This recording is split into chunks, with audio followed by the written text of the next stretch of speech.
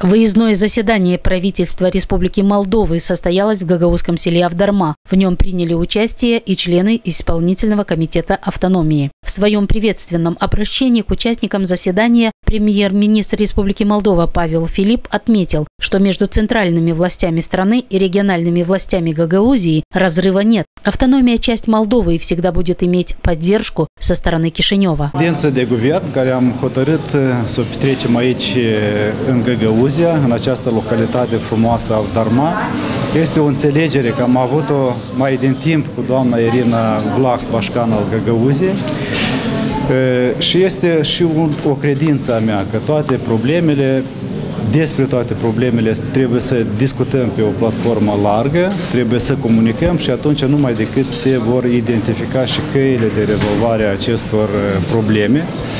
Ședința de guvern, după cum ați văzut, a fost una bine organizată pentru că se muncește foarte mult înainte de a petrece această ședință de guvern. Dar lucrul de bază urmează să aibă loc încă în după amiaza zilei de astăzi, pentru că au fost create grupuri de lucru pe profil cu miniștrii din cabinet care reprezintă domeniile respective, de asemenea autoritățile din Găgăuzia, dar și alți participanți care reprezintă aceleași domenii. Vor discuta despre probleme, vor face o sinteză a întrebărilor care s-au acumulat până acum, după care, într-un plan de acțiuni, se vor regăsi și vor fi rezolvate una după alta. O altă hotărâre aprobată astăzi a fost transmiterea unei întreprinderi de stat, AT Prolin,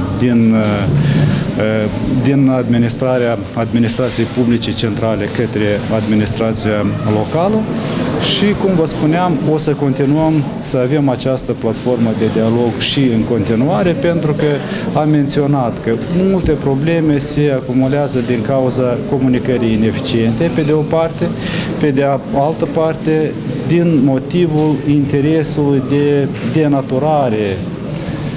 Aș spune mai mult, este o dimensiune politică, când se denaturează acțiunile guvernului, când se denaturează această colaborare, care trebuie să fie, de fapt, una foarte bună. Și vom continua exact în aceeași manieră care am făcut-o astăzi. На заседании башкан Гагаузии Ирина Влах до сведения его участников довела информацию о положении дел социально-экономической ситуации региона. При этом она обратила внимание на первостепенные задачи автономии, которые надо решить. Сегодня была предоставлена возможность всем нашим коллегам, членам правительства, напрямую соприкоснуться с жизнью Гагаузии, с теми вопросами, которые здесь есть. Мы постарались максимально проинформировать правительство о социально-экономическом положении в нашем регионе, соответственно, обозначить наши преимущества, обозначить наши проблемы и, соответственно, даже предложили пути выхода из этих проблем. Почему была Авдарма? Я думаю, что это было сделано лишь потому, чтобы наши